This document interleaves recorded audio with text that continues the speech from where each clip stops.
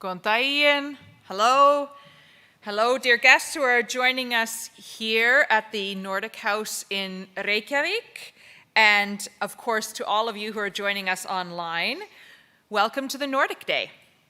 This event is part of a program that has traveled across the Nordics, starting in Oslo this morning, and it's now ending with us here in Reykjavík. These events are meant to shed a light on the findings of the biannual report, State of the Nordic Region, which was published today. So, what is the current state of the Nordic region? And how have we been affected by the pandemic? And what does the future hold? Some light questions for us today. Earlier in the program, we had discussions about how COVID-19 has affected cross-border mobility, employment, digitalization, and cooperation in the Nordics. And now, we will look into what the findings of the report can tell us about health and mortality. And I completely forgot to introduce myself to those of you who are watching. Apologies. My name is Eliza Reed. After 12:45, we'll take questions from the audience in addition to some of the discussion that we're having, and that's when the streaming is ending. We have an excellent panel with us here today, some virtually, some here in person, and these people on the panel are going to help us reflect on the findings and discuss the pandemic's effect on both mental and physical well-being in the Nordics. First, we have Ragnar Freyr Ingvarsson, a former senior physician for the COVID outpatient department. Derek T. Allen, president of the National Union of Icelandic Students. Joining us online, Eva Lind, chairman of the Nordic Council's Committee for Welfare in the Nordic region. And Dora Guðrún Guðmundsdóttir, division chief at the Directorate of Health. Welcome to all of you. Thank you for taking part. Now, before we move on to the panel discussion, Dr. Nora Sanchez-Gasson, Senior Research Fellow at Norregio, will present what the report can tell us about health and mortality. And I'm going to welcome her to the stage now. We'll have time for one or two very short questions after she presents her finding. Dr. Nora, please.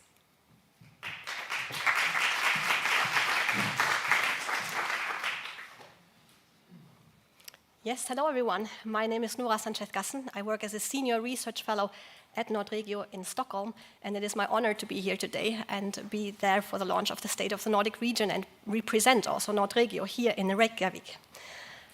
In the State of the Nordic Region, I acted as the editor of the demography section, and I was invited here today to tell you a little bit about one of the chapters that we have in the demography section, and that is the chapter that deals with mortality and life expectancy.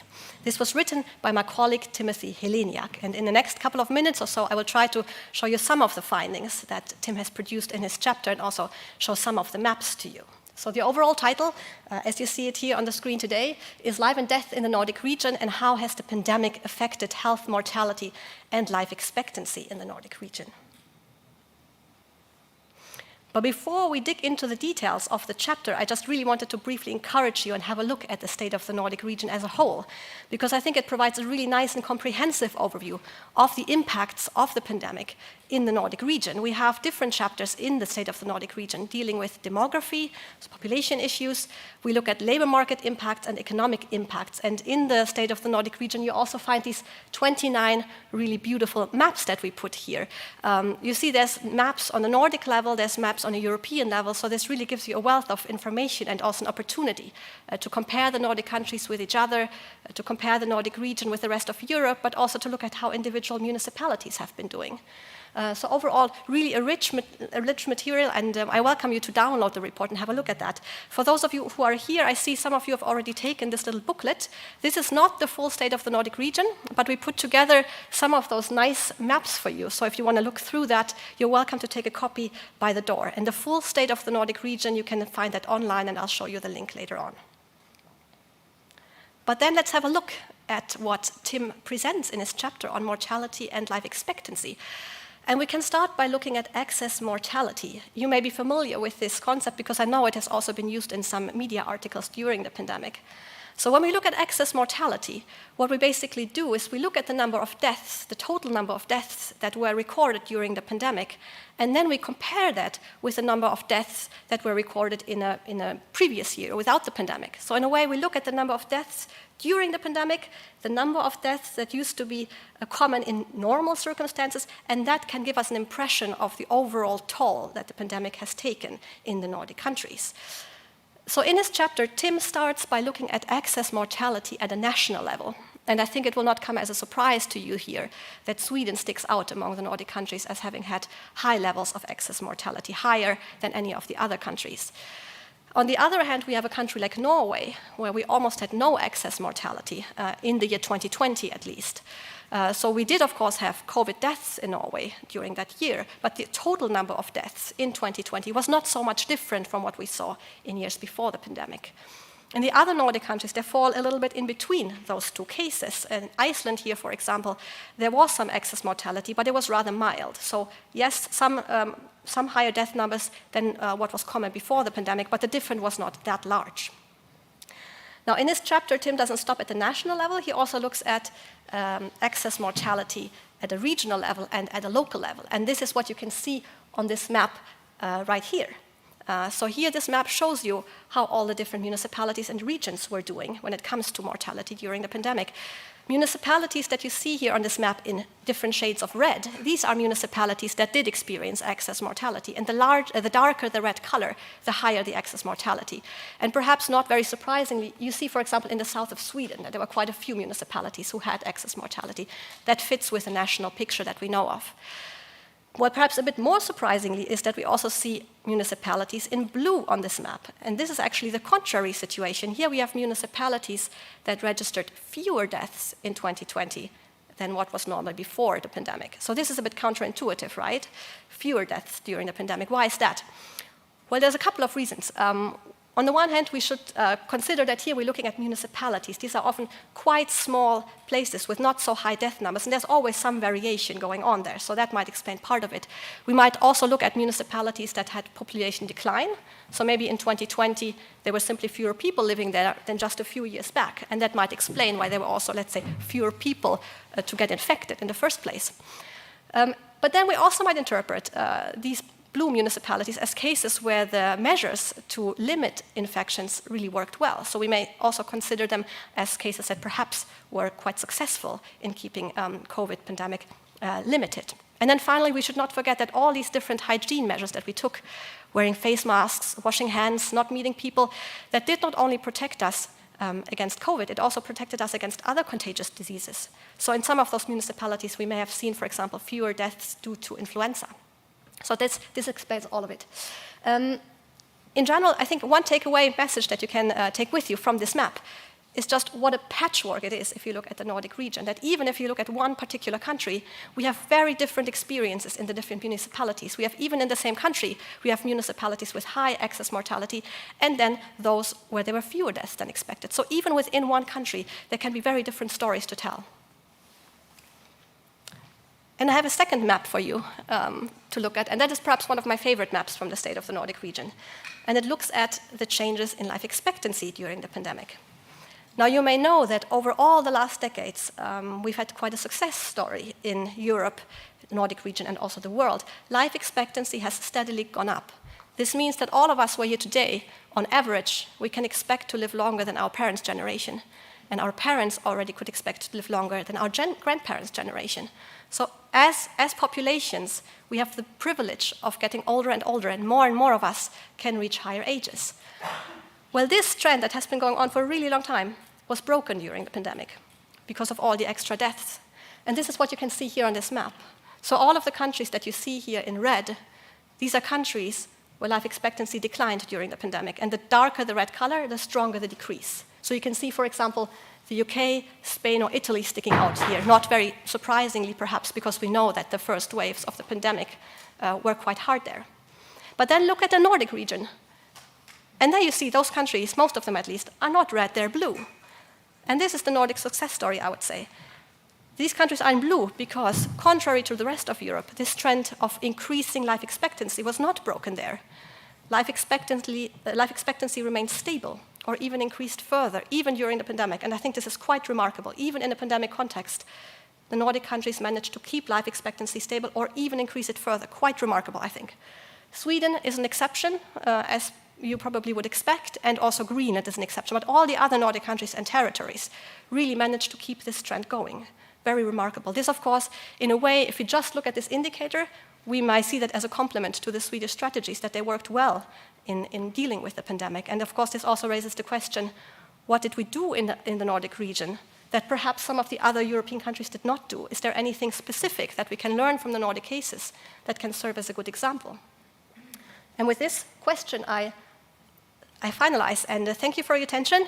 Here you find the link to download the State of the Nordic Region, and I encourage you to also have a look at the other chapters. Thank you.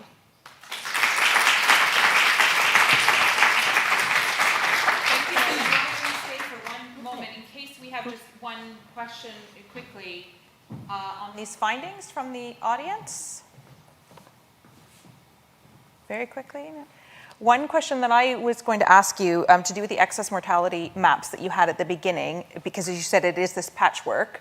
The Nordic countries are obviously, generally speaking, less densely populated in regions as well. So would you have seen a larger difference, obviously then 1 or 2 deaths can affect the percentages more significantly. Did you see that a lot in Absolutely. for the more remote regions?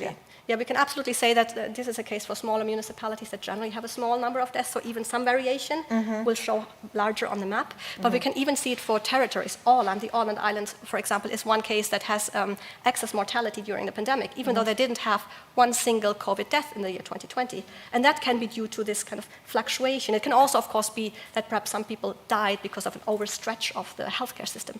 These more like indirect effects that can be. But we can see that even in these smaller territories, definitely this is an effect, yes. Okay, great. Thank you very much. I'll invite you to have a seat over here again. And we will start with our panel discussion now. I'm going to take I'm a stickler when I'm chairing meetings to run on time. So I'm going to just take my watch off here so that I can make sure. But we do have plenty of time for good discussion.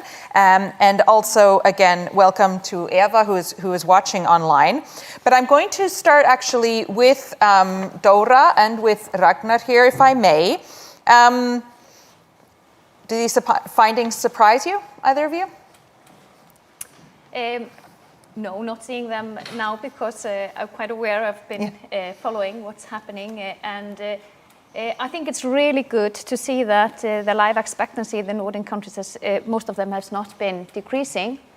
But I think it's really important as well it's important for us to not just think about adding life to years, but years to life, as they say in I think it's a phrase from the UK, from NHS, not just years to life, but life to years, the quality of the life that we're living.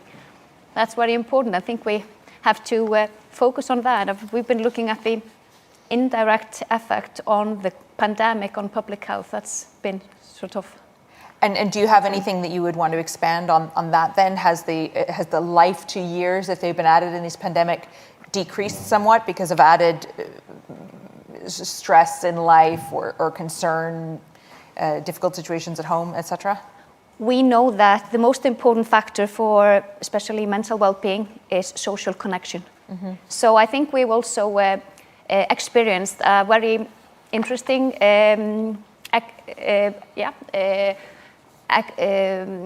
research or something. We're taking a part in a research, an experiment that we didn't necessarily signed up to. What does happen in a society when social connections are so limited as they have been through the pandemic?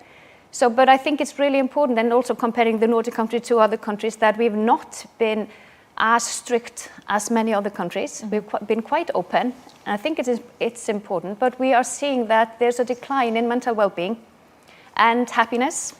So, and I think that's really important, and I think we really need to find ways to create an environment that encourages people also to get back together for a strong social connection. We are seeing both here in Iceland and also in other Nordic countries, there's an increase in loneliness, and loneliness is a strong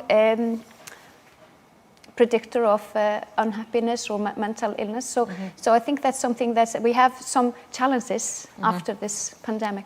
Okay. Ragnar Freyr? In hindsight, like, it's easy to be smart in hindsight. Yeah. So, and we have learned so incredibly much in the past 2 years that I would say in hindsight, these results are not surprising. But then I'd like to think back to the 8th of March, 2020, when I started working with COVID. And I remember just sitting, I was in quarantine, I was sitting in a cabin, and I got the job to call patients to see how they were doing. And I could match my fears with theirs.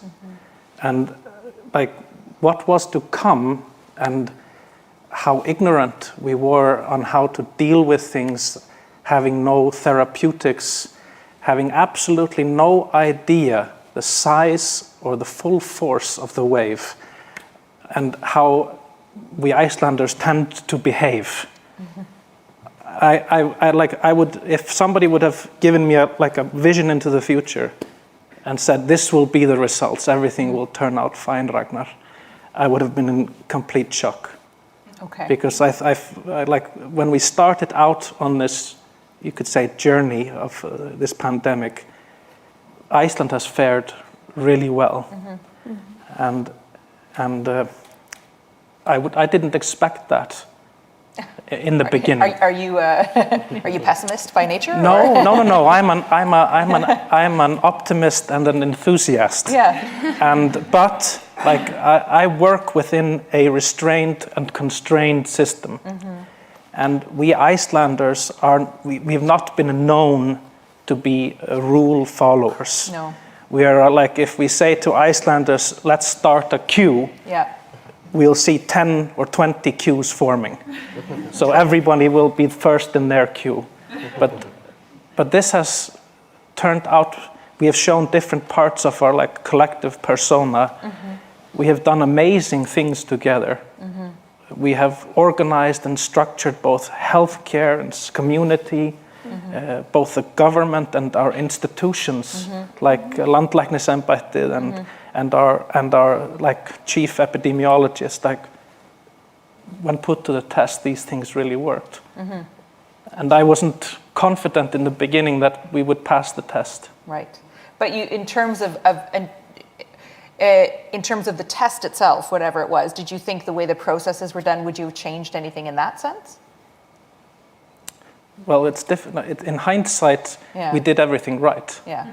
So, but when we were sitting there, I can remember day to day, we were discussing on a continual occasion, how to address things and so on.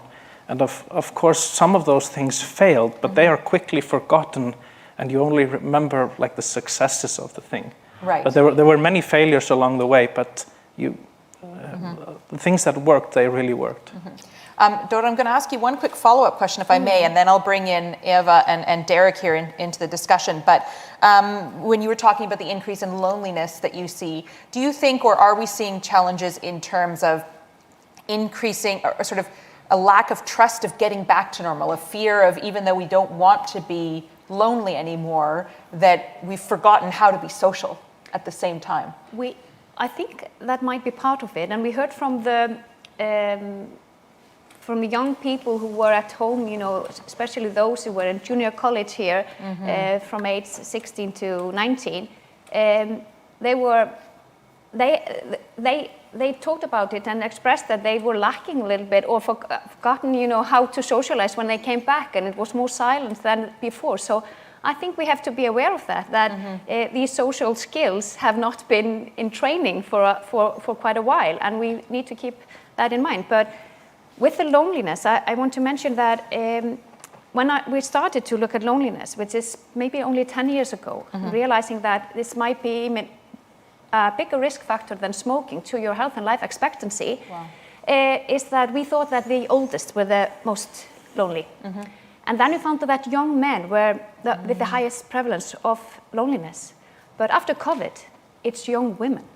And it might be that normally women have stronger social networks and more of them than men. So they were probably more, more at risk, or the change was bigger for them than for men. And we are seeing also, because I was looking at well-being after the collapse of the banking system, the economic collapse, and how it's different now. Yeah.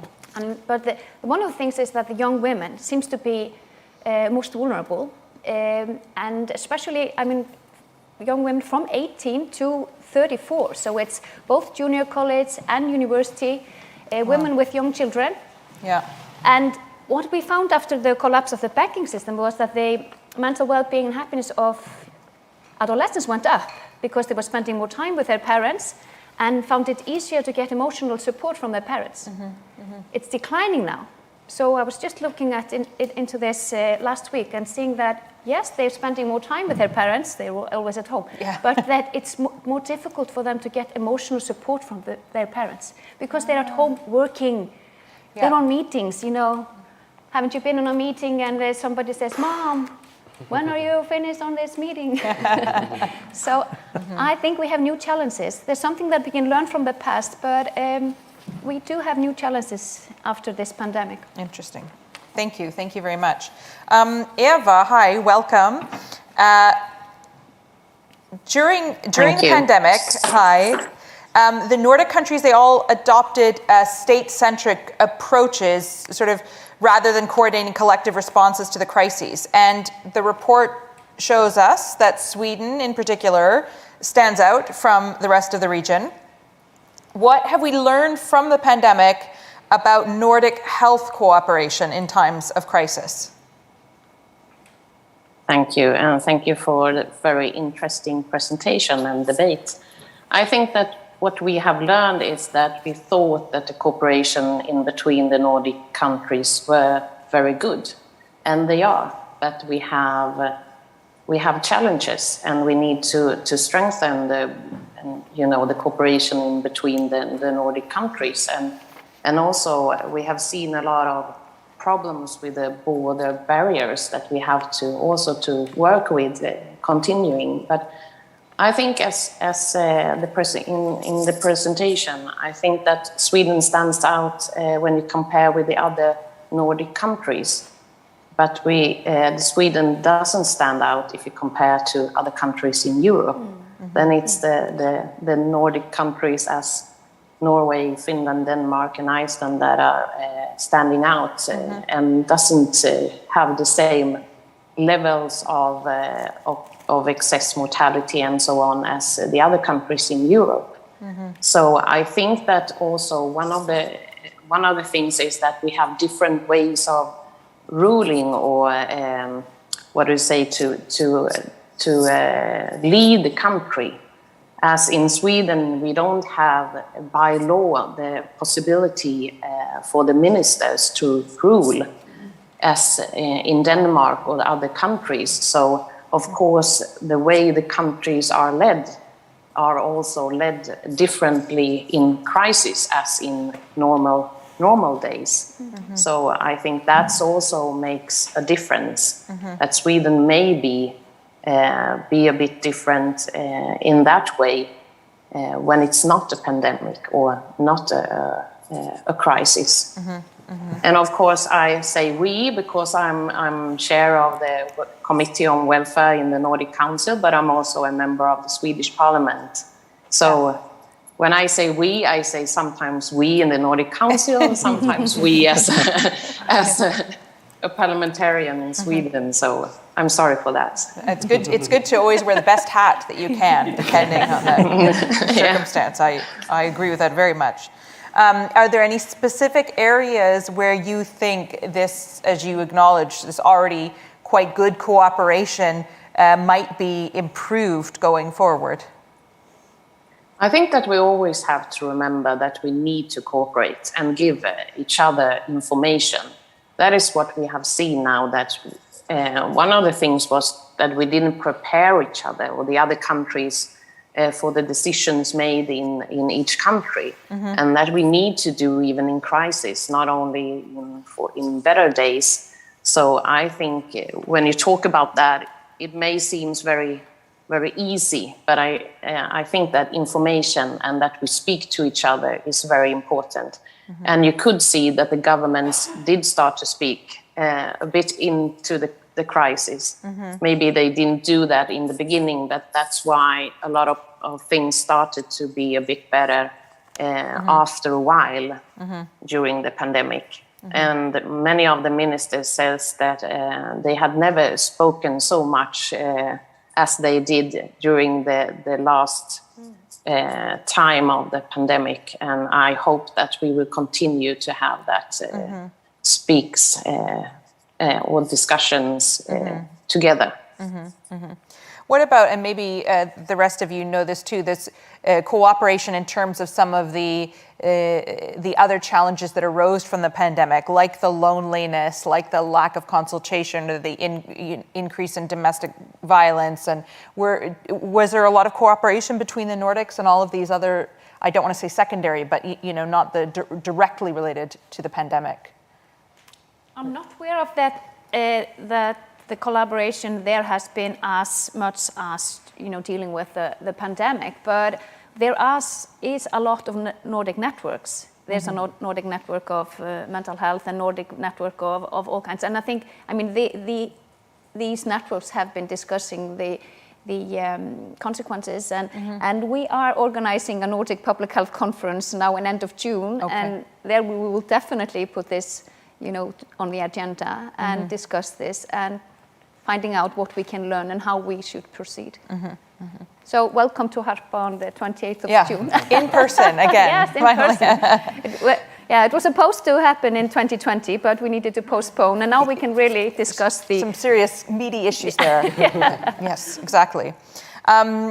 Derek, you're here representing students, and I think I can say personally that I feel like I fell into this privileged category of people who were dealing with a pandemic because I wasn't elderly and in this concerned age group, but I wasn't, I'm old enough that I didn't feel like I missed out on all the social contacts. But what's your opinion on how Iceland specifically dealt with the pandemic and how that affected the students overall, and then going forward, what lessons can we learn from it, and how can we kind of get back on track? Yes, thank you. So, of course, the measures that were taken to keep students and staff and everyone safe. So we understand that and we respect that. But it is also important to think of the consequences, both the positive and the negative, that the measures may have had. So some positive consequences, for example, is that at least in the University of Iceland, there were more people applying for studies there, which is good. Likely, or one possible cause of that could be due to the fact that there was more distance learning, and therefore it became more accessible to people, university education. Another cause of that could be because of the increase in employment, and people needed to find, basically something else to do with their lives. But I mean, of course, it is still good to get more students. But another negative consequence of these measures is, of course, the impact of mental health, which we have talked about. Dora has talked about that quite a bit, and we've talked about that a lot already. But I need to underline the fact that student mental health, or university student mental health at least, has never been great. So right before COVID really affected Iceland, the National Student Organization had a campaign about student mental health and talking about the lack of resources and the lack of support. And then once COVID came, it made everything really bad. And we conducted surveys alongside Maskinam and the then Ministry of Education, Science and Culture. Because everything changed if you don't know. And so you've done the studies, but what about, have you been in touch with your counterparts in the other Nordic countries from a student point of view in universities? Has there been cooperation and dialogue between the different Nordic countries during the pandemic? Yes, so I went to Copenhagen in October, and granted there's not collaboration at this level quite yet, not that I'm aware of, but there is a strong network within Danish universities, helping students, helping them cope with the loneliness, and helping them just basically building bridges between students and counselors. And it would be great to have something like that in Iceland, not just for when there's a crisis, but just in general. Okay. And especially when there is a war happening and students are coming, it would be great to have such networks in place. Absolutely. And you talked about the challenges that university students have already when it comes to mental health supports and situations. This has obviously been exacerbated. Yes. But going forward, do you think that we need to take a completely new approach or reinvest or enhance what is there? Or, how much of a reckoning has this moment been? I think, it's been definitely a big reckoning. It will come to light if this has a lasting effect. Yeah. We hope it does a lasting positive effect. What we would generally like to see is just more investment into mental health services for students, having counselors and psychologists available to all students, having more of them where they're already available, and just making sure that, for example, the waiting lists are shortened and just making these services more accessible. Are you optimistic? Cautiously. Okay, that's a very good answer. Yep. Can I just? Of course. I think it's really important that we start also to look at, the whole population and increase the well-being of the whole population. To create an environment that actually is good for our mental health and well-being, not wait until they need treatment, because we will not treat ourselves out of this. We need to create an environment that is good for our mental health and well-being. I completely agree. How do we do that? We know what is important, and we know that, social connections. My mentor from Cambridge, the Wellbeing Institute at Cambridge University, he was an advisor for the UK government, and they were asked to what does the studies tells us, and what can we do? And there is so much that has been done on the studies, and we need to get this out to the public. And how do we get that? Is in a simple message, like with the fruit and vegetable, 5 a day. So they came out with this. There are 5 things really important. Okay. Connect, be active, keep learning, give. And I think that was one of the things that we saw also in this pandemic, that what has increased is compassion and kindness. And I think that's important also in this crisis that we're seeing in the world today with this war going on, that people are willing, and most of people are good, and we need just to notice that and nourish that. And the last thing is also take notice and be more aware of the moment.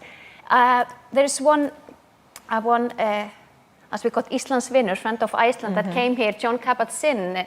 He's a doctor that has been developing mindfulness. He said we're almost losing our title of being human beings. We're becoming human doings. I think we are too stressed. There's too much of a to-do list, and we need to be just more aware of, taking more awareness of what's happening here and now, the social connection, and the things that are most important, and forget about those things that are just stressing us out. I like how you have your hands like this, like a yoga. It's very zen. Ragnar, did you want to add something here? Yeah, I thought about this thing we got a little heads up on what the questions would sound like, and it's not as spontaneous as it looks. No, but actually I've been thinking quite a lot about it because of the question of collaboration, and I was thinking, we know so much in hindsight, and I was thinking to myself, back to March 2020, like when you're stuck in an avalanche,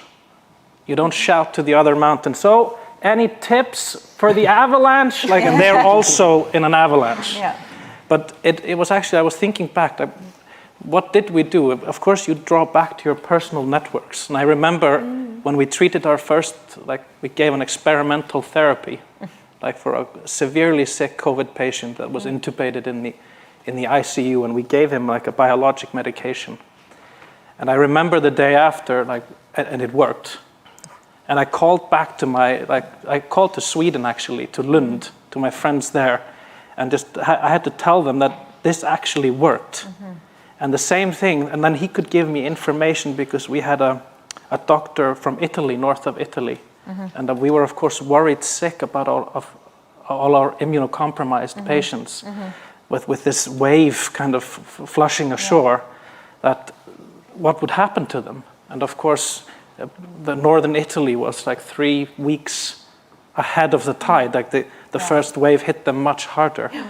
And I remember, like, he went and spoke to his Italian colleague who had already been in touch with all his Italian rheumatologists. And it was, I can't, like, the relief that we got, that what we heard, that those patients were not, it didn't seem that they were at risk. So those were like the informal collaborations that was going on, like people pulling on their personal networks, spreading information around on what to do and how to treat people. But I think it also has like put in line like these collaborative efforts at a more structured level. Like it started panicky, but then of course our institutions and organizations and our they start to form like these spider webs to spread information, and I think that is incredibly positive. That we have a structure, but we kind of anchored it into place. Thank you very much for that. It's very nice to hear the sort of positive and optimistic tone going forward here. Despite the incredible challenges that we've been facing over the last couple of years, I think we're all seem to be looking to see what we've learned from this and going forward. Eva, what would you say? What are the main things, sort of in a nutshell, that have been done well, and what can we be improved in the future? Although, of course, I'm absolutely hoping we never see a pandemic like this again in our lifetimes, at least. Yeah, of course, but we have to learn from a crisis and hopefully be better when we meet another one, even if it's not a pandemic, but because crisis comes. And I think that there are some things that I would like to say that firstly, crisis tends to worsen inequalities. We know that. And that happened also with this pandemic. When it comes to gender equality, but also economic inequalities, we have to remember that. So whatever we do, we have to plan all the things that we do in order to support equality during crisis. I think it's also important that we always remember the public health with all the measures we take. Because Dora has been talking about mental well-being. I think that is very important. We have to think about that after the pandemic as well, because we know that many young people have been suffering. A lot of people in general, but especially young people. But as we have had the schools open and not a lockdown, we see that, for example, I know Sweden better, that we can see that young people up to 15 or 16, they don't have an increased or decreased mental well-being because they have gone to school and they have met their friends and so on. It's not as before, but they have gone to school. And so I think we always have to remember the public health. And of course, I think also that the trust in society, in government and institution is very special for the Nordic countries. And in Sweden, we don't have to make laws to make people to listen, because the streets were empty in Stockholm as well, even if people don't think so, because we asked them to stay home. And when we asked them, they followed it. So I think that's also is a different thing. So, but of course, we have to cooperate because we can learn from each other. The Nordic countries are very alike, but we also have a lot of differences. So that is a good ground for learning from each other and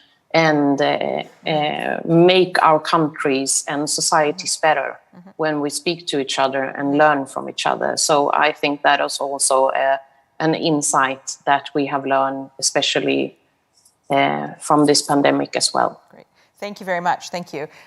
Very, very quickly, Derek, Dora, one sentence or one and a half, Dora? I would just like to take the word from Eva and say the trust is so important, and this Nordic collaboration is so important. We can also see that in participation in vaccination in the Nordic countries. People trust the government, they trust the Directorate of Health in each country. And I think the Nordic collaboration is so important. We saw this during this pandemic, but I'm also looking forward to further collaboration, especially in the wellbeing economy governments, where Finland and Iceland is already on board. I think that's really important, that we look on like strategies, wellbeing strategies in each country to get us in an optimistic, positive way out of this pandemic. Great. Thank you. And Derek? Yes, I also wanted to build on points that Eva came with. So it's just, absolutely. Equality is important. Everyone needs to have equal opportunities. And we cannot let any crisis in society, let that impact that. And like she said as well, young people are suffering the most. And we think we really need to think about the young because we will be carrying this trauma for years and years to come. Great. Thank you so much. I'm going to, I know that after we go offline again, we can have a further discussion here in the group, but I will just ask now us to play a few remarks here by the Minister for Nordic Cooperation, Guðmundur Ingi Guðbrandsson, who has a recorded video message for us.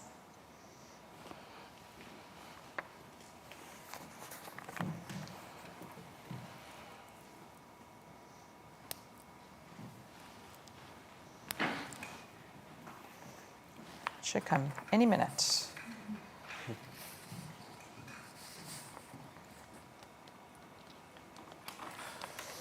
Dear guests, ladies and gentlemen, and all those who define themselves outside of these two categories, it is my great pleasure to speak to you today as Iceland's Minister for Nordic Cooperation on the Day of the Nordics.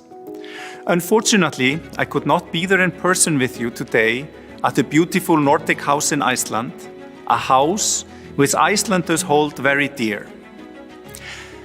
I have also been informed that this is being broadcasted in all of the Nordic countries, so I just wanted to practice my Danish and use this opportunity to say, Hej, kære nordiske venner.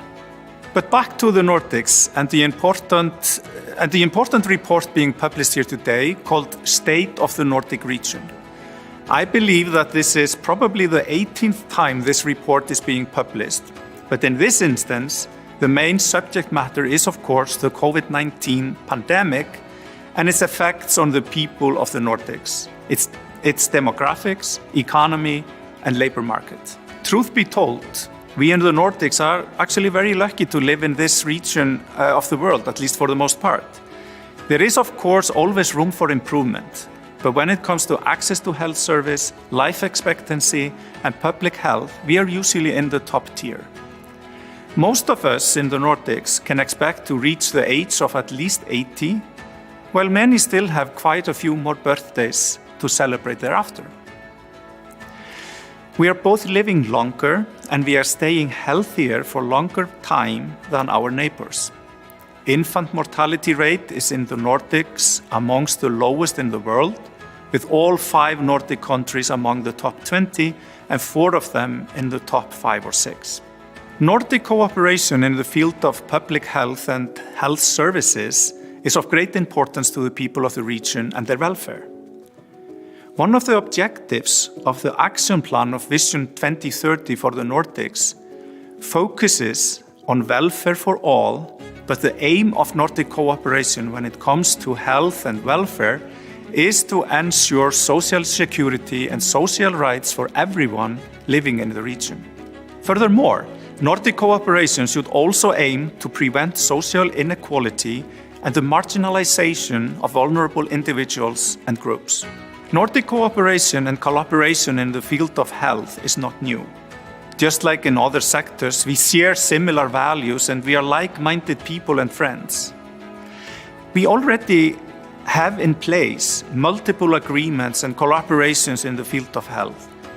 It is, however, important that measures taken are well coordinated. For example, during a crisis like the one we have been dealing with for the past 2 years, during the COVID-19 pandemic, the importance of joint Nordic action and well-coordinated measures became clearer than ever to ensure the supply of important medicines and other medical equipment between countries, and to keep the health-related supply chain working and in order. Following the pandemic, there has been a call for further cooperation and collaboration when it comes to the health and welfare sector between the governments in the Nordics. The work now awaits us following a 2-year crisis period to come together to re-evaluate and work out how to better prepare for the next one. As experts say, it is not a question of if we will see another big health crisis, but when. I am certain that the report being published here today will help shed a light on the actions that need to be taken when we consider our next steps and how best to ensure a bright future in the Nordic regions for the coming generations. Finally, I want to emphasize the great value that lies in our Nordic cooperation, in our Nordic family, in these worrying times of war in Ukraine. We should work even harder in strengthening our shared values of a peaceful society, the welfare state, and equal opportunities for all. Peace is the foundation of welfare. Thank you.